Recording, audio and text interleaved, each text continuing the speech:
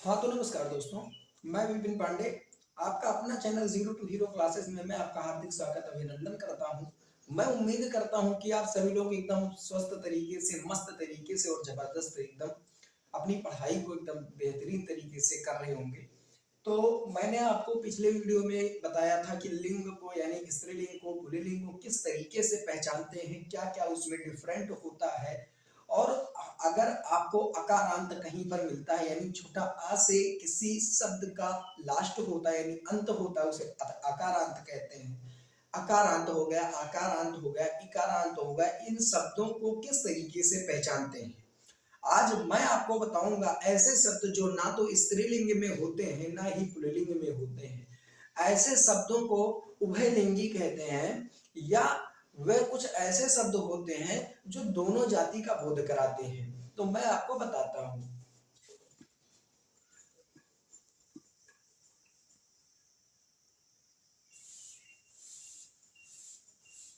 हाँ तो दोस्तों, ऐसे शब्द जो स्त्रीलिंग और पुल्लिंग दोनों में होते हैं।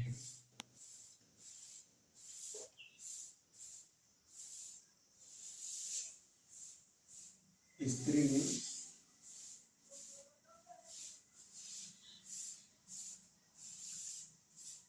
व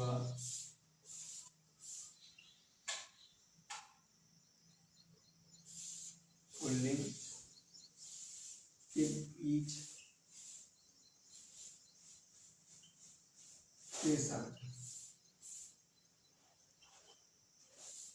के बीच के शब्द। हाँ, स्त्रीलिंग और पुल्लिंग के बीच के शब्द। एक मिनट दोस्तों।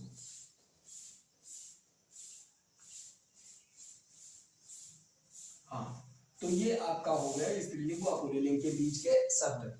तो ये आपके कुछ ऐसे शब्द होते हैं जैसे मैंने आपको बताया था, प्रधानमंत्री हो गए, राष्ट्रपति हो गए, लेखपाल हो गए, यानी जितने कुछ लगभग पद होते हैं जो उभयलिंगी होते हैं। तो मैं आपको बताता हूं कौन कौन से होते हैं। राष्ट्रपति हो गया, राष्ट्रपति हो गया, हाँ, राष्ट्रपति हो गया, प्रधानमंत्री हो गया, प्रधानमंत्री हो गया, प्रधानमंत्री हो गया, मैनेजर हो गया, लेखपाल हो गया। हाँ, ये आपके लेखपाल हो गए, दोस्त हो गया, वकील हो गया, श्वास हो गया, दोस्त हो गया, वकील हो गया,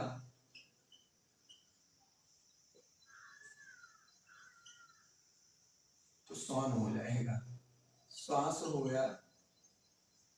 हाँ, आपका श्वास हो गया। और आपका ग्राहक हो गया, मेहमान हो गया, ग्राहक हो गया, मेहमान हो गया, ग्राहक हो गया,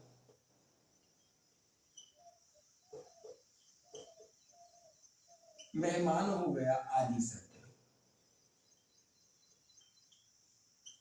हाँ, तो ये आपके इतने शब्द जो होते हैं ये आपके स्त्रीलिंग व पुल्लिंग यानी स्त्री जाति और पुरुष जाति दोनों का बोध कराते हैं, यानी बीच की कड़ी होते हैं। ऐसे शब्दों को उभयलिंगी या आपको उभयलिंग कहते हैं।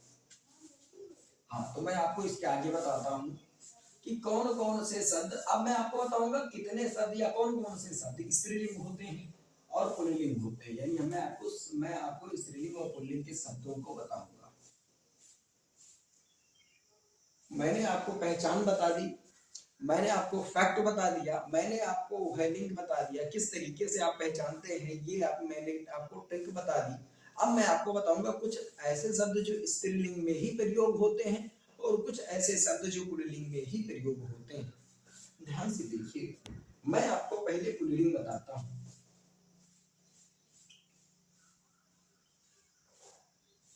पुल्लिंग, ये आपका हो गया पुल्लिंग। मैं आपको बताऊंगा पुल्लिंग, जैसे आपकी दही हो गई, मोती हो गई, कभी हो गया दही, दही, एक मिनट, दही हो गया, मोती हो गया, कभी हो गया, मोती हो गया, आपका कभी हो गया। हाँ, दही हो गया, मोती हो गया, कभी हो गया, पति हो गया, रवि हो गया, मधु हो गया, पति हो गया, रवि हो गया, मधु हो गया। ऐसे कुछ शब्द होते हैं जो आपके केवल पुल्लिंग का बोध कराते हैं। आपका इसके बाद में सेतु हो गया, तालु हो गया, अश्रु हो गया, सेतु हो गया, सेतु हो गया, तालु हो गया, अश्व हो गया, अश्व हो गया आपका। उसके बाद में मुनि हो गया, पानी हो गया, घी हो गया, मुनि हो गया, पानी हो गया, घी हो गया आदि। यानी आपके ये ऐसे कुछ शब्द होते हैं जो आपके सिर्फ और सिर्फ पुल्लिंग यानी पुरुष जाति का बोध कराते हैं। और मैं आपको ये एक ट्रिक बता दूं कि आपको अगर किसी शब्द को पुल्लिंग या स्त्रीलिंग पहचानना है तो आप उसके आगे कोई विशेष से जोड़ दीजिए, या उसकी कोई क्रिया जोड़ दीजिए, या विशेषण कोई जोड़ दीजिए।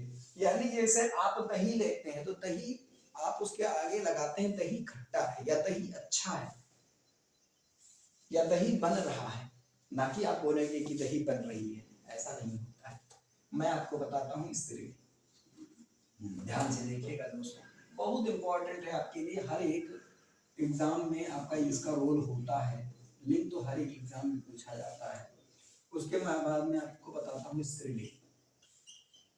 स्त्रीलिंग, स्त्रीलिंग आता है।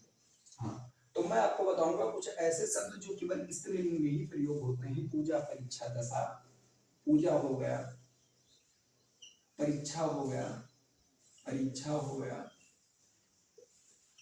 दशा हो गया आपकी, दशा हो गया, विद्या हो गया, दमा हो गया, कविता हो गया, विद्या हो गया, दमा हो गया, आपकी कविता हो गया। हाँ, कविता हो गई। भाषा हो गया, धारा हो गया, कूपा हो गया, भाषा हो गया, धारा हो गया,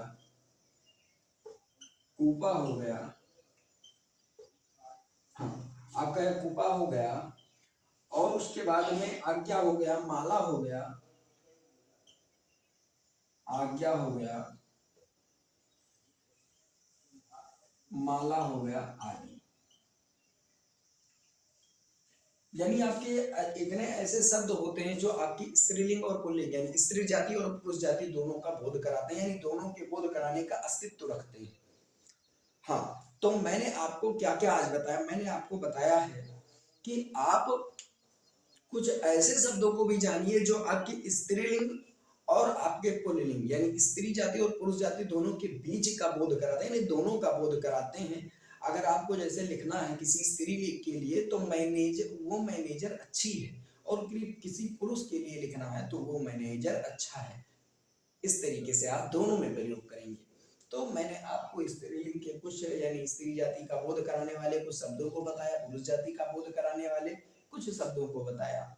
ऐसे ही बहुत सारे शब्द होते हैं, आपको इतना ही केवल तैयार कर लेना है, इतना ही पर्याप्त है।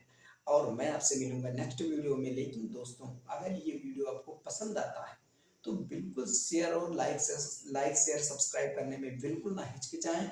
इसे आप बढ़ाएं, आपका परिवार है। तो मैं आपसे मिलूंगा नेक्स्ट वीडियो में, तब तक के लिए धन्यवाद।